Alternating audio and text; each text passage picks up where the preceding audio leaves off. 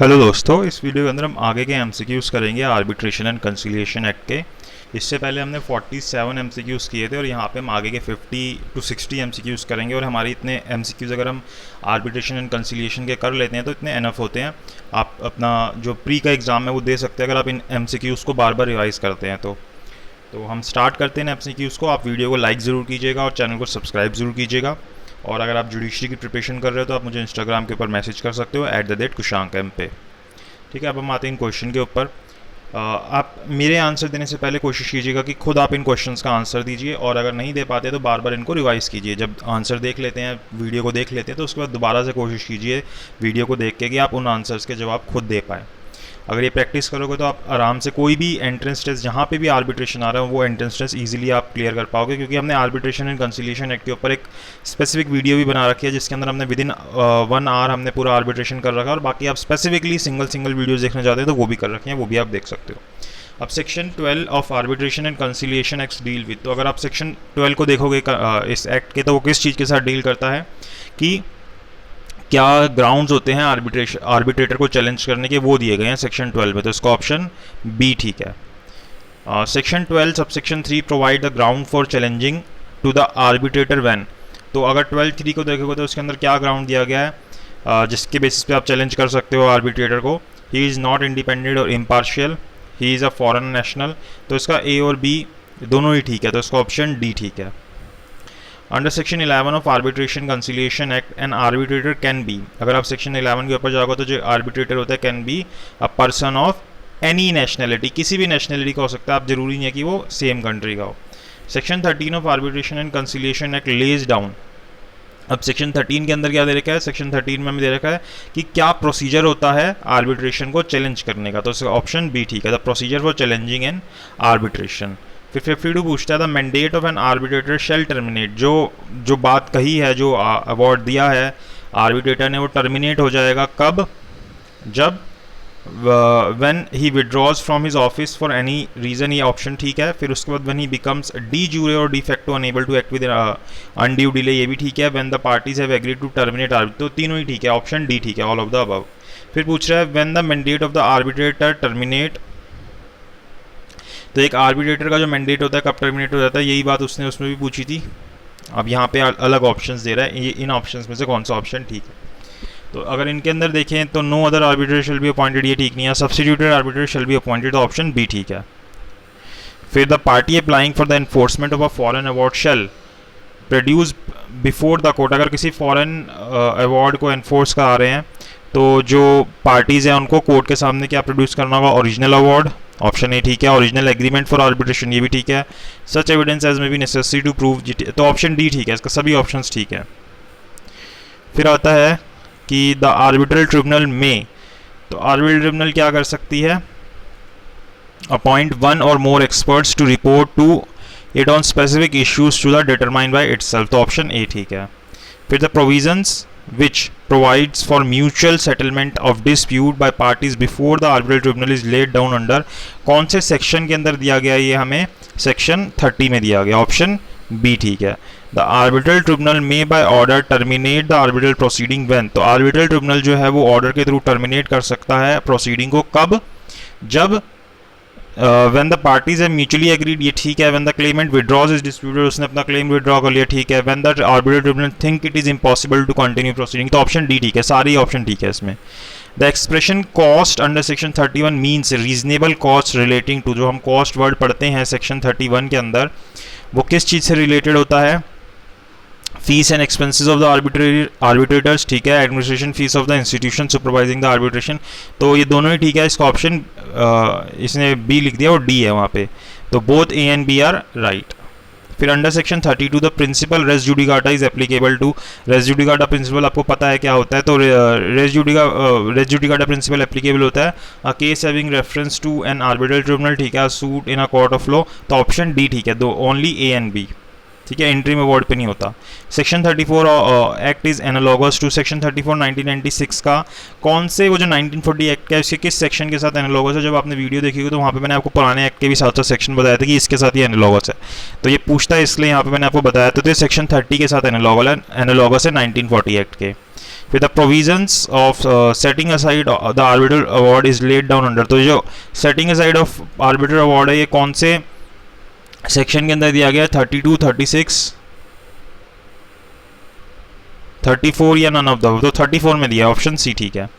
फिर पूछता है, नहीं एक सेकेंड, हाँ ठीक है 34 में ही दिया हुआ है,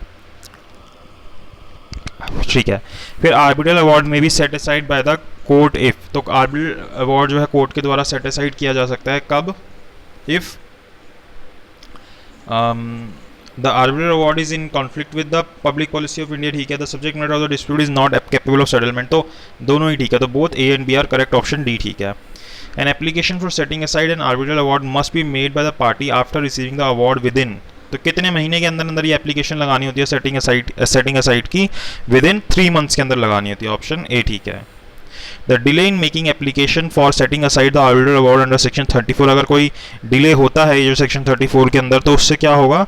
उसको कंडोन किया जा सकता है, लेकिन विद इन 30 डेज के अंदर अंदर। फिर पूछता है for condonation of delay in making any application for setting aside the arbitral award, तो यहाँ पे जो कॉन्डोनेशन ऑफ डिले की बात हो रही है जिसकी आप एप्लीकेशन लगाओगे सेटिंग असाइड की, वो कौन से सेक्शन में लगेगी? Section 34 of the act is complete in itself, तो ऑप्शन ए ठीक है। फिर पूछता है delay in making any application for setting aside the arbitral award, अगर कोई डिले होता है इस चीज़ को करने के लिए अंदर सेटिंग असाइड करने के लिए, तो वो cannot be condone by invoking section 5 of limitation act, वहाँ सेक्शन 5 नहीं लगाओगे आप लिमिटेशन एक्ट का, वो किस चीज़ के ऊपर लगता है? अपील, एप्लीकेशन या सूट के ऊपर लगता है, यहाँ पे नहीं लगेगा वो, इस एप्लीकेशन, यहाँ इस वाली एप्लीकेशन के ऊपर नहीं लगेगा। Which of the following is incorrect statement, इनमें से स्टेटमेंट कौन सी इनकरेक्ट है? तो the effect of award is being set aside is no longer enforceable by law, the setting aside of an award act as bar to subsequent arbitral proceeding on the same dispute, the setting aside of an arbitral award invalidates the arbitral agreement, तो इसका option C गलत है, वो agreement थोड़ा ना invalidate हो जाता है। अंडर सेक्शन 34 मिसकंडक्ट इन प्रोसीडिंग मीन्स, जो मिसकंडक्ट का जो वर्ड यूज होता है सेक्शन 34 में उसका मतलब क्या है? इसका मतलब होता है proceeding x Partey without sufficient cause या इम्प्रॉपर रिजेक्शन ऑफ एविडेंस, तो इसका मतलब इसके ऑप्शन दोनों ही ठीक है, बोथ ए एंड बी, तो ऑप्शन सी ठीक है। पर्सनल मिसकंडक्ट कॉनॉट्स, कि पर्सनल मिसकंडक्ट जो होता है इसका मतलब क्या है? Bias, bribery, having interest in the subject matter of the reference, तीनों ही चीज़ें होती हैं, तो ऑप्शन डी ठीक है, all of the above. Which is incorrect statement, इनमें से कौन सी स्टेटमेंट गलत है? तो an award of an arbitral tribunal can be set aside partly, ये गलत है, आप पार्टली सेट असाइड नहीं कर सकते। Right of action which is extinguished by the death of a person includes, तो ये जो राइट ऑफ एक्शन होता है जो डेथ ऑफ द पर्सन से एक्सटिंग्विश हो जाता है, इसके अंदर क्या चीज़ इंक्लूड होती है? तो suit for damages for wrongful arrest, ये ठीक है। Suit for specific performance of contract, ये नहीं होता। Right of damages for defamation, ये होता है, तो इसका ऑप्शन डी ठीक है, ओनली ए एंड सी। फिर पूछता है सेक्शन 39 डील्स विद, तो जब आप एक्ट पढ़ोगे तो सेक्शन 39 किस बारे में बात करता है? अनपेड कॉस्ट ऑफ आर्बिट्रेशन के बारे में बात करता है, ऑप्शन सी ठीक है। विच of the following is incorrect statement, अब इनमें अगर इन सभी स्टेटमेंट को रीड करोगे तो कौन सी स्टेटमेंट गलत है? Revision application is not maintainable against appellate order, ठीक है। The order of arbitration are appealable, ये ठीक है। The right to appeal to the supreme court is not prohibited, ये ठीक है, तो ऑप्शन डी ठीक है इसका, नन ऑफ द अबव, सभी स्टेटमेंट्स ठीक है। सेक्शन 41 डील्स विद, तो सेक्शन 41 के अंदर हमें क्या दिया गया? Provision in case of insolvency दिया हुआ है, तो ऑप्शन ए ठीक है। सेक्शन 43 डील्स विद, सेक्शन 43 में हमें क्या दिया गया है? लिमिटेशन के बारे में दिया गया, तो ऑप्शन बी ठीक है। फिर the expression foreign award is defined under, तो फॉरेन अवार्ड कौन से सेक्शन के अंदर डिफाइन किया गया? फॉरेन अवार्ड हमें सेक्शन 44 में डिफाइन किया गया, ऑप्शन सी ठीक है। फॉरेन अवार्ड इम्प्लाइज, अब ये फॉरेन अवार्ड के बारे में पूछ रहा है। Foreign award implies where one parties is foreign national, ठीक है। Where award is made in foreign country, ये भी ठीक है, तो इसका ऑप्शन डी ठीक है, तीनों ही ऑप्शन सही दिए हैं इसने। फिर पूछता है विच of the following is incorrect statement, इसमें से कौन सी स्टेटमेंट गलत है? तो the New York convention shall apply to the arbitral award made in the state where the recognition and enforcement is sought. The New York convention shall apply to arbitral award not considered as domestic award, तो इसका option C ठीक है, both A and B are incorrect.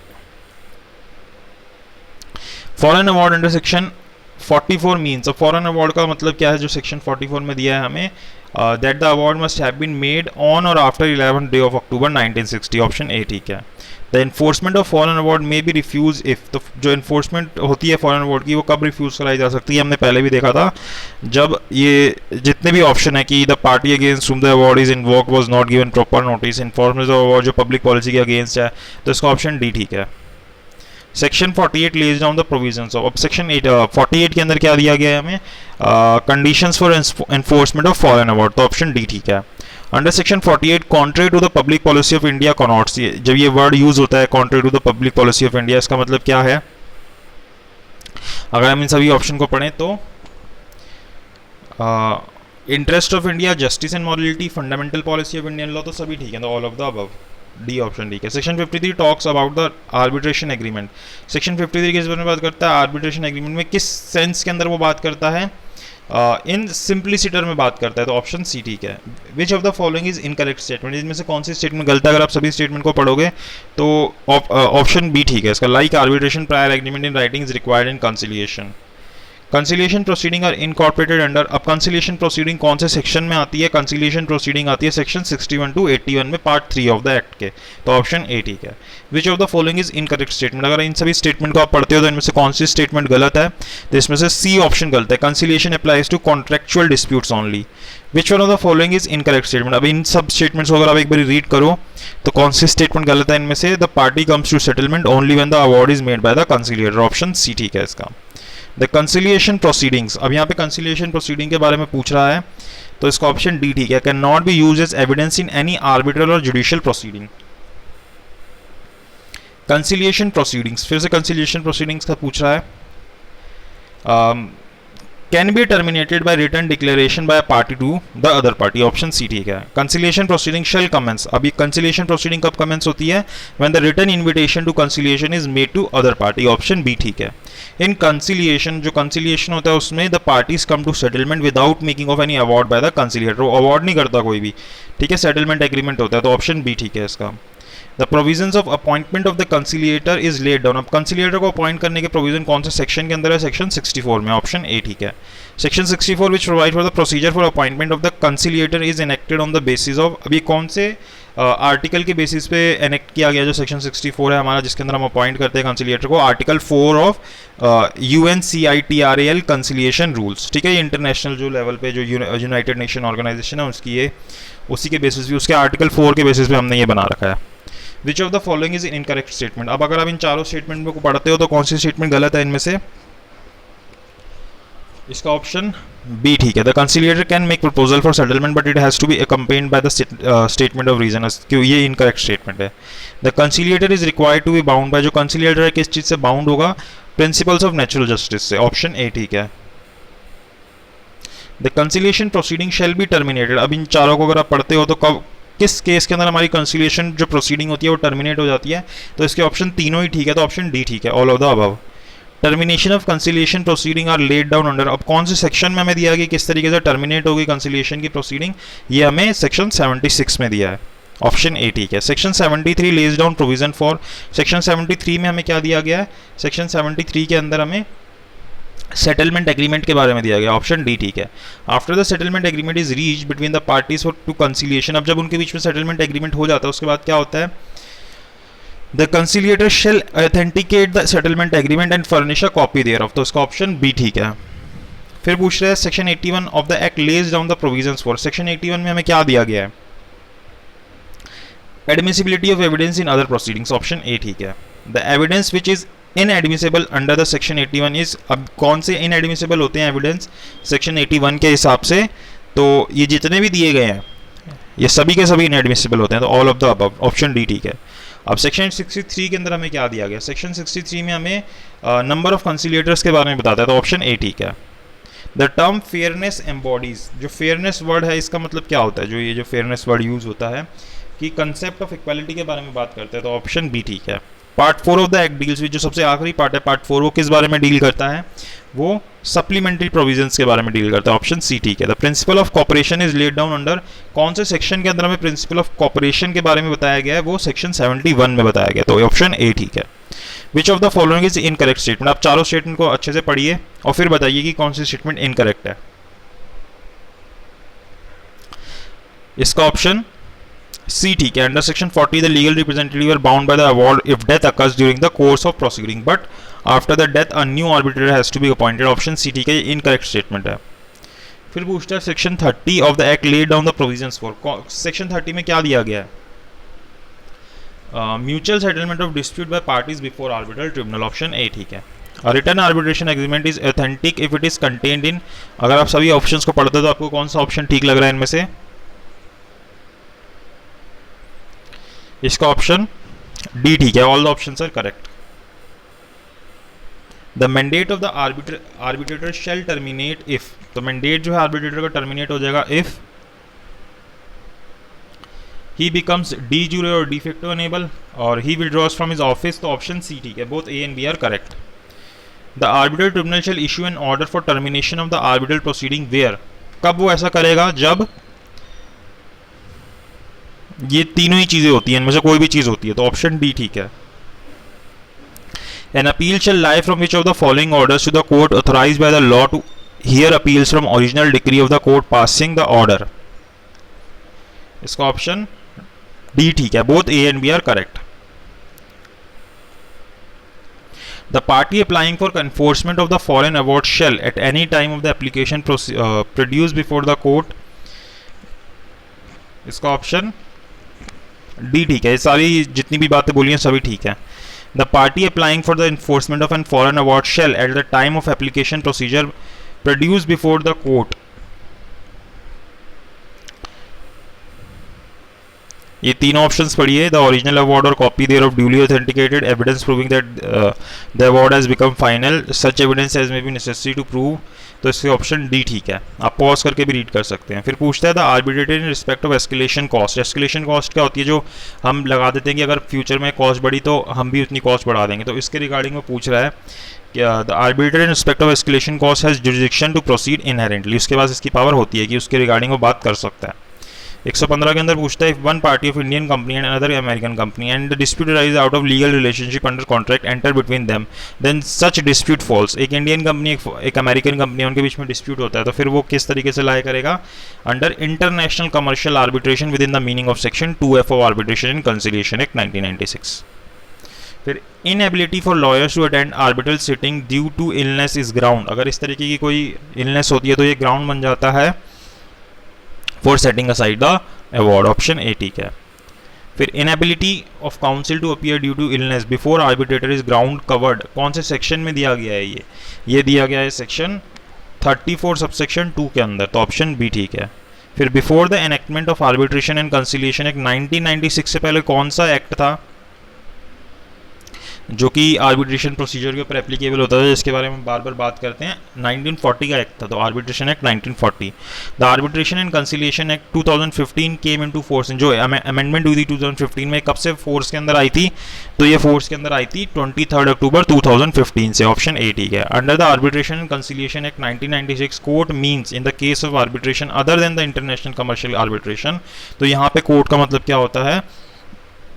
दोनों ही option ठीक है, both A and B are correct, तो D option ठीक है इसका। तो यहाँ पे हमारे 120 MCQs जो हैं वो कवर हो गए। अगर आपको वीडियो अच्छी लगी तो लाइक कीजिएगा, शेयर कीजिएगा और चैनल को सब्सक्राइब जरूर कीजिएगा।